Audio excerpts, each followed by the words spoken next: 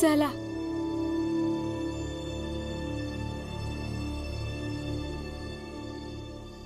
चला काका, आपण पण जाऊया.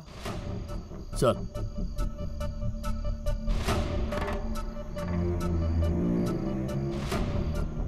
चला आता तुम्ही पण चला. चला, तमाशा संपला. चला चला चला चला.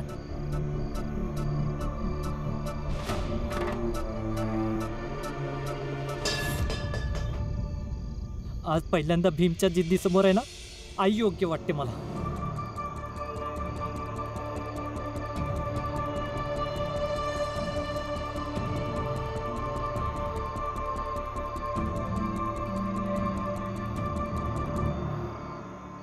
आत्ता समजतंय ना तुम्हाला की तुमच्या भावासाठी फक्त त्याची जिद्द आणि त्याची महानता दिसते, बाकी काय नाही. तुमच्या भावामुळं बाबांसोबत काही पण होऊ शकतं. तुम्हाला समजतंय ना? ज्यांनी हे समज केलंय त्यांना तर माहित पडलं असेल की त्यांच्यातलं एक पकडला गेलाय. मग ते काहीच करणार नाहीत का? शांत राहणार आहेत? नाही. काय माहित, ते लोक बाबांना मारू देत नको. आणि जर असं झालं ना तर त्याचा जबाबदार तुमचा भाऊ असेल. जरा संधी मिळाली तुला लगेच सुरू झालीस तू. भीम विरुद्ध मला भडकवायला तू सुरुवात केलीस. तुला या गोष्टीची चिंता नाही आहे लक्ष्मी की आता बाबा कोणत्या परिस्थितीत असतील. तुझा प्रयत्न हा आहे की भीमला कसा हरवता येईल आणि भीम कसा चुकीचा ठरेल. हो ना? बस हेच हवंय ना तुला? कृपा कर लक्ष्मी आणि गप्प राहा. निवांत सोड मला. अजून काय बोलायचंय तुला? तूच बोलतेस ना की तुझं म्हणणं पूर्ण ऐकायचं. तर ठीक आहे, मी ऐकतो. मग बोल. तुझ्या जे मनात आहे ना ते आज बोलूनच टाक. बोल. नाही, काहीच नाही बोलायचंय.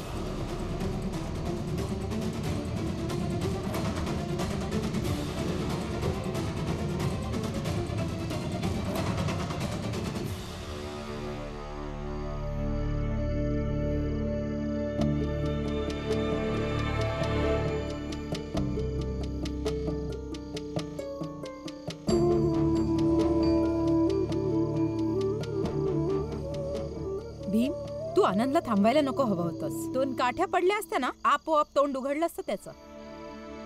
नाही आजी, मी आनंद दादाला ह्यासाठी थांबवलं कारण तो जे करत होता ते चुकीचं होत होतं.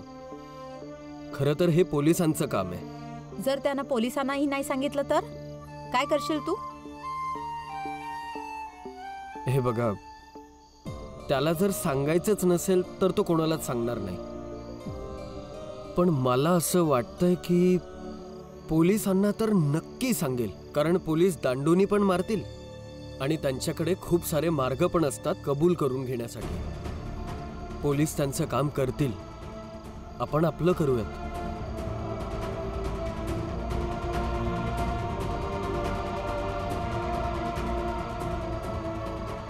हे काय बनवत आहेस तू? त्याच माणसाचं चित्र बनवतोय. चित्र काढून काय करणार आहेस? हे चित्र मी लोकांना दाखवणार आणि विचारणार की ते ह्या माणसाला ओळखतात का. मग लक्षात येईल हा कुठे राहतो, ह्याचे मित्र कोण आहेत, कुठे काम करतो. म्हणजे काही ना काहीतरी पुरावा तर नक्की मिळेल.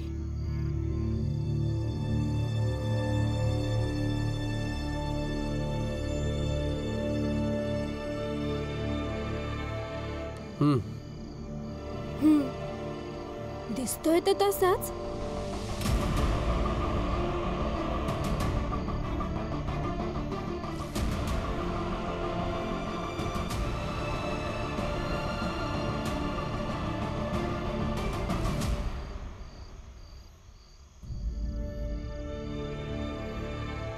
हे घे, आजची कमाई.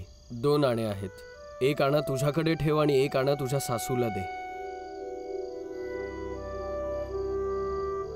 घे. नाही नाही, तुम्हीच देऊन या. ठीक आहे. हा तुझा एक आणा ठेव.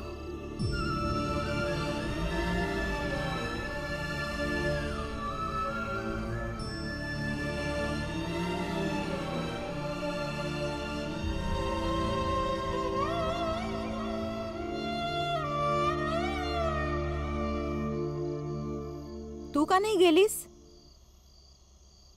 मावशी, हे गेले ताईंना जाणीव तरी होईल. अशा परिस्थितीत हे त्यांचा विचार करतायत म्हणून.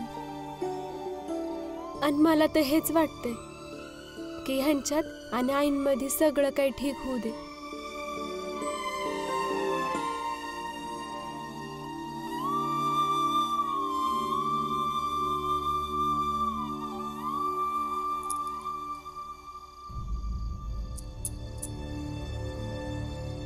जिजाबाई, हे पैसे ठेवून घ्या. घरातला खर्च भागवून घ्या. पतीचा पगार समजून ठेवून घ्या.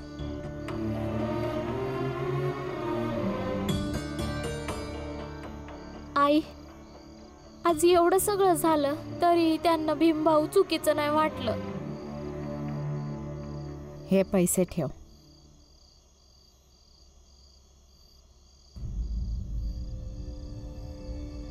जिजाबाई, हे पैसे कुठून आले तुझ्याकडे? मी नरोत्तम जोशीकडे मदत मागायला गेलते माझ्या नवऱ्याला सोडवायला. त्या बदल्यात त्यांनी पैसे दिले मला.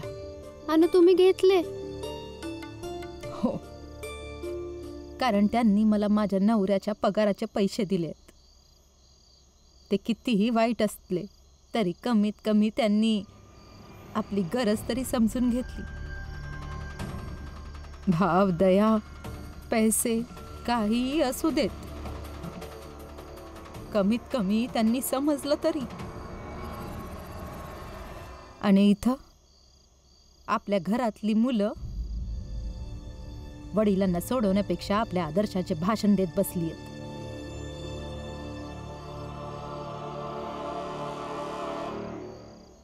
आता कशाला आलाय तुम्ही इथं? भीमभाऊ, आम्हाला अजून भाषण नाही ऐकायचं. भाषण नाही. आजची माझी पहिली कमाई झाली. 2 आणे. 1 आणा रमाला दिलंय, 1 आणा ह्यांना द्यायचा होता म्हणून आलोय. आमच्याकडे पैसा आहेत. आणि काय करणार तुमचा 1 आणा घेऊन? काय करणार आहे मला माहित नाहीये. मला वाटलं माझं कर्तव्य आहे म्हणून मी आलोय. हा ठेवा तुमच्याकडे. काय सिद्ध करायचे तुला यातून?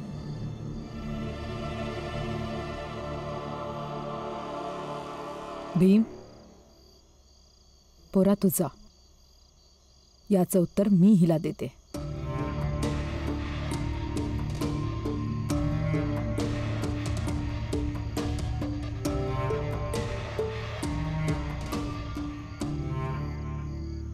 जिजाबाई, भीम हे सिद्ध करण्याचा प्रयत्न करतो आहे की तो एक आदर्श मुलगा, आदर्श पती आणि आदर्श माणूस आहे. त्याचे सिद्धांत तुझ्या आणि माझ्या, आपल्या सगळ्यांच्या भावनांवर भारी आहेत.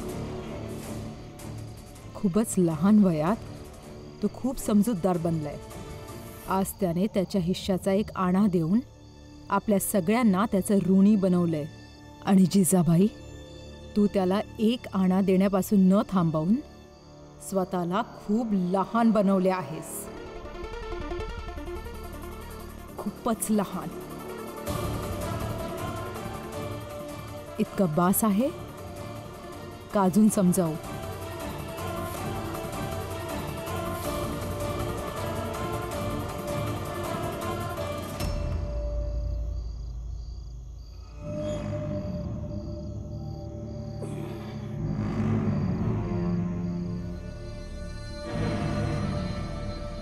माझे बाबा माझी ताकद आहे, हिम्मत आहे. कसा बोलत होता ना तो? आणि आनंद दादा, तू समजाव ना या सगळ्यांना की तुझा भाऊ त्याच्या बाबांवर किती प्रेम करतो. माझ्या आयुष्यात जे काही चांगलं झालंय ते सगळं बाबांमुळे झालंय. मी डायरी लिहायला सुरुवात केलीये ती बाबांमुळे. योग्य आणि अयोग्य ह्यांच्यातला भेद करू शकलो बाबांमुळे. बाबा माझी हिम्मत आहेत, बाबा माझी ताकद आहेत आणि बाबाच माझे मार्गदर्शक आहेत. काका, प्लॅन बदललेला आहे. काय प्लॅन बदललाय?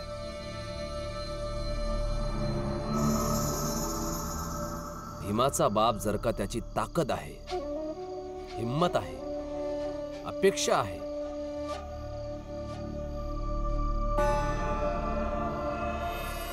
तर हिसकावून घेऊ. भीमाकडून त्याची ताकद, हिम्मत, अपेक्षा सगळं हिसकावून घेऊ. म्हणजेच तो कधीच तो हात गाडी सोडून पुस्तक उचलणार नाही काका. म्हणजे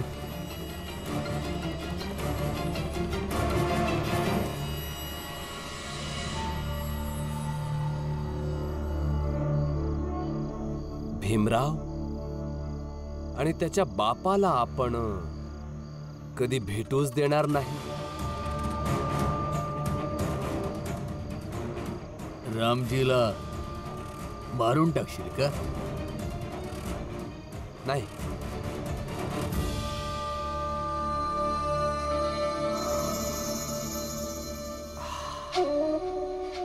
नव्हे तर त्या रामजीला इंग्रजांच्या जवळचा मजूर बनवून समुद्राच्या मधोमध कोणत्या तरी एकांत बेटावर पाठवून देऊ आणि बाकीचं उर्वरित म्हातारपण रामजी एकांतात घालवणार काका. मोठा मार्गदर्शक बनून फिरत होता ना, त्याची ताकद बनत होता. आता स्वतःचं आयुष्य सांभाळ म्हणा. परंतु याकरता मला तुमच्या मदतीची गरज आहे काका. अच्छा, काय? तुमचा कोणी मित्र आहे, इंग्रजी अधिकारी? त्यांच्याशी बोलून बघा की रामजीला त्यांचा गुलाम बनवून घेऊन जावं आणि कधीच परत येऊ देऊ नये. चांगला विचार आहे, खूप चांगला विचार आहे. उद्या सकाळीच बोलतो. भीमराव, मला माहिती आहे की तू आरामात बसणार नाहीस. तुझ्या बापाला तू शोधत राहशील. शोध. परंतु रामजी तुला कधीच भेटणार नाही.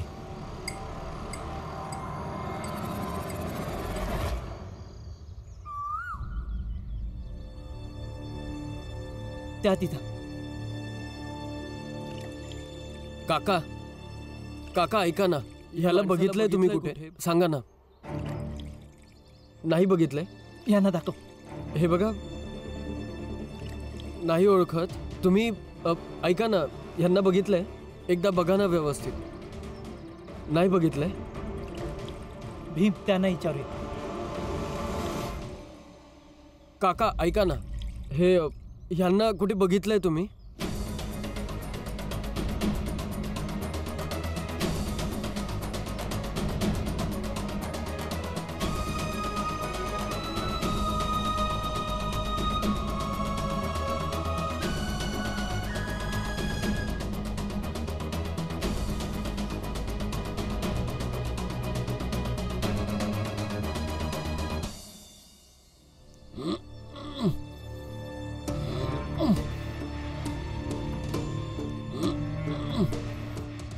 हे तुम्ही यांना कुठं पाहिलंय का? अरे हो, याला मी ओळखतो. याचे आणखीन 2 मित्र आहेत आणि हे तिघे नेहमी एकत्रच असतात. अजून सांगा ना, म्हणजे कुठे राहतात, ह्याच्या घरात कोण कोण असतं, कुठे काम करतात, सांगा ना.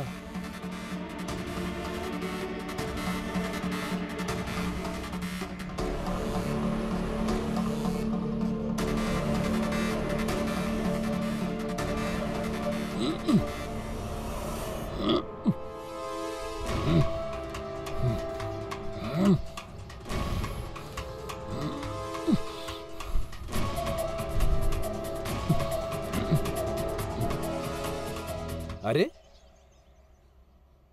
तुम्ही तिघे चाला. कुठे आहे भीमराव? कुठे आहे? ते बाबांना शोधायला गेले. त्यांच्या बदली आम्ही तुमचं काम करू. आणि तसंच काम करू जसं आमच्या भाऊजींनी केलं होतं. तुम्हाला तर आता लय चांगलं वाटत असेल का? आता माझा नवराच नाही तर मी पण त्यांच्याबरोबर इथे तुमच्यासाठी काम करायला आले म्हणून. हा, चांगलं तर वाटतच आहे. तसं काका खरंच बोलतात लोक. मोठ्या मोठ्या गप्पा करणाऱ्या लोकांच्या समोर जेव्हा अडचणी येतात तर लगेच आपल्या 2 कवडीच्या कुवतीवर येऊन जातात. असो रमाबाई, तू या गोष्टींवर लक्ष देऊ नकोस. तुझा भंगार विकत घे. आणि हो, संध्याकाळी येऊन जा. 2 कवडी, 2 आणे घेऊन जाशील. आणि दिवसातून सतत हे बोलत राहा काय की हीच आमची लायकी आहे आणि हे सत्य आहे आमचं. हे ठेवून घ्या. जा.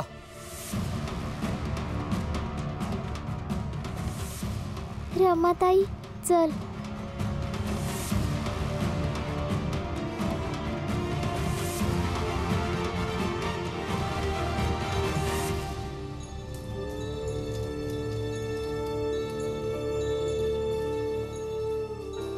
ताई, मी एक विचारू तुला? हा विचार की. काल तर तू याच गोष्टीवर रागवली होतीस की भाऊजींनी ही हातगाडी का चालवली आणि आज तू याच हातगाडीला चालवायला घेतलेस का? हा ताई, का?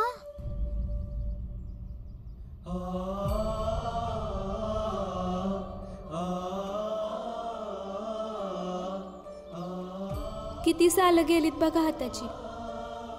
हाताने गाडा ओढणार तर भेगा तर पडतीलच ना. सावकाश. पण त्या नरोत्तमचं काम करताय ना तुम्ही, म्हणून ना मला जास्तच त्रास होतो या सगळ्याचा. पण तुम्हाला तर मला समजूनच नाही घ्यायचं ना. मग मी काय बोलू? माझी आई म्हणत होती रमा, जेव्हा कुठलंही काम करण्याची इच्छा होत नसेल तेव्हा हा विचार करायचा की ते काम नाही केलं तर आपलं काय नुकसान होऊ शकतं. मग आपलं मन आपोआप ते काम करायला तयार व्हायला लागतं. आणि आता तर काम करणं ही माझी प्राथमिकता आहे हे तुलाही मान्य आहे की? मग हा विचार करण्यात काय अर्थ आहे की हे काम कोण देतंय? नरोत्तम जोशी देतोय की अजून कोणी देतंय? आपल्याला काय करायचंय? आता तर विचार करायला खूप काही गोष्टी आहेत रमा. बाबा अजूनपर्यंत नाही मिळत आहे. सगळा विचार बाजूला करून मला हे बघायचंय बाबा कुठे असतील, बाबांना कसं शोधू मी? सापडतील आपले बाबा, तुम्ही काळजी नका करू.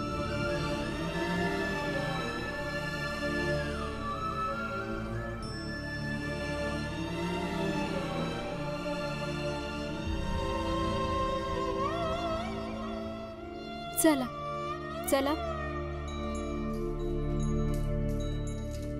फाटलेली वह्या पुस्तकं विकत घेणार. हे बघा, हे आत्ता चौकीमध्ये आहेत. ह्याचे 2 मित्र आहेत, एक तुमचा मुलगा आहे आणि एक तुमचा. तुम्ही आमच्यासोबत चौकीत चला आणि तुम्हाला जे माहिती आहे ते सगळं सांगा. हे पहा, माझ्या पोराचा काही संबंध नाही याच्याशी आणि आम्ही काही चौकीत वगैरे येणार नाही. हे बघा, तुम्हा दोघांच्या मुलांमुळेच आज आमचे बाबा अडचणीत आलेले आहेत. जर तुम्ही आमची थोडी मदत केलीत तर आमचे बाबा नक्कीच सुटतील. माझा मुलगा लई भोळा आहे, त्याने काहीही केलेलं नसेल. हे बघा, तुम्ही आम्हाला घाबरवताय, माझ्या पोराला फसवताय, म्हणून बोलवलं आम्हाला. आम्ही चाललो इथून. हे बघा, आमची नाही पण किमान स्वतःची तरी मदत करा. जर माझ्या बाबांसोबत काही उलटसुलट झालं ना, तुमच्या दोघांच्या मुलांना कायद्याने मोठी शिक्षा देईल. मग तुमचं हे पुत्रप्रेम काही कामाचं नाहीये. जे काही तुमचं प्रेम आहे ना ते आत्ता दाखवा. आमच्यासोबत चौकीत चला आणि पोलिसांना सगळं सांगा. काय सांगता येतं, तुमचा मुलगा सुद्धा मोठ्या अडचणीतून वाचेल. बाकी तुम्हाला जे समजायचंय ते समजा. आणि जर आमच्या बाबांना काय झालं ना तर तुमची पोरं पण वाचणार नाही.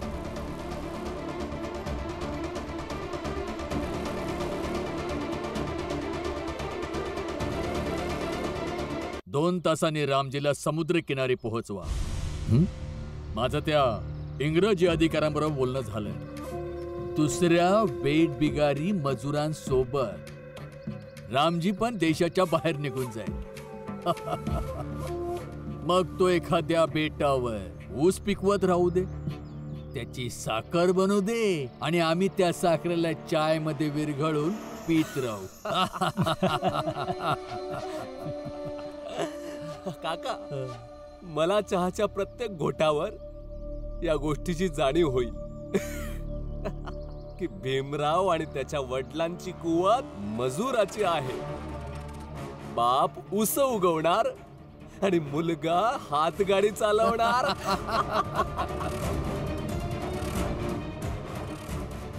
तुम्ही दोघे फक्त 2 तासांचं काम आणखी आहे. रामजीला समुद्राच्या जवळ नेऊन पोहोचवा आणि जाऊन कुठेतरी लपून जा. कोणाला स्वतःचा चेहरा दाखवू नका, समजलं?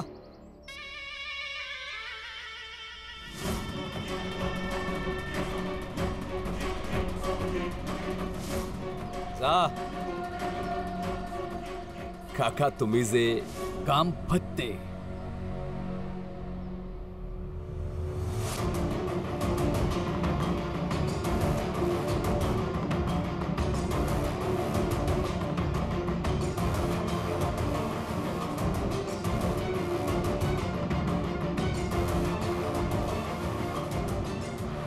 फौजदार,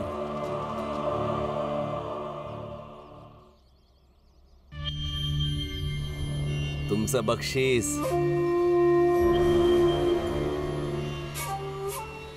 परंतु जरा सांभाळून. तो भीमराव सहजपणे शांत बसणार नाही. त्याचा स्वभावच आहे, काही ना काही करतच असतो. फक्त 2 तास सांभाळून घ्या त्याला. काम होणार. तुम्ही लोक काळजी करू नका, तुमचं काम होऊन जाईल.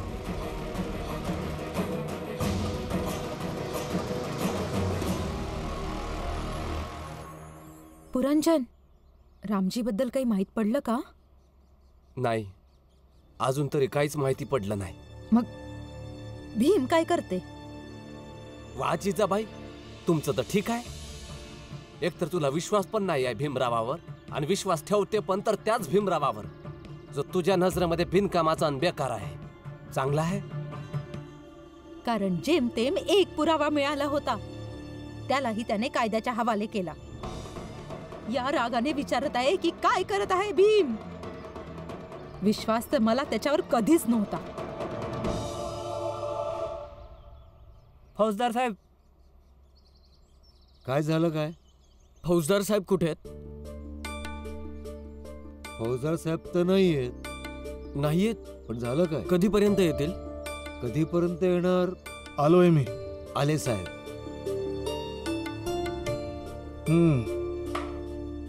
बोला, काय झालं? सर, लॉकअप मध्ये हा जो माणूस आहे, ह्यांचे अजून 2 मित्र आहेत आणि त्या दोघांचे हे आई बाबा आहेत. तिघांच्या बाबतीत तुम्हाला काहीतरी सांगतायत. सांगशील? फक्त 2 तास सांभाळून घे त्याला. काम होणार. असं करा, तुम्ही या दोघांचे एक एक करून साक्ष लिहून घ्या आणि यानंतर मी या दोघांची सत्यता बघणार, तपासणार, समजून घेणार. मग मी हा निर्णय घेणार की पुढे काय करायचंय. आणि हा, तुम्ही लोक जा इथून. पण या सगळ्या गोष्टींना वेळ लागेल. मग काय करू? तुमच्यासाठी नियम आणि कायदे बदलून टाकू? बोला. साहेब, तुम्हाला समजत नाहीये, यामुळे माझ्या बाबांच्या अडचणी वाढतील. सगळं माहिती आहे मला.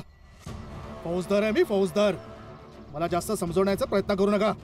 आणि हा, एक गोष्ट कान खोलून नीट ऐक. ज्याप्रमाणे तुझा हा भाऊ कायद्याची इज्जत करतो, त्यावर अतूट विश्वास ठेवतो, तुलाही त्याप्रमाणे कायद्यावर अतूट विश्वास ठेवला पाहिजे. समजलं?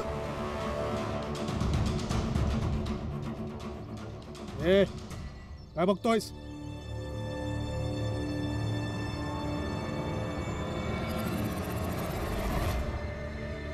समजा, आपल्या कामाची काम ठेवा.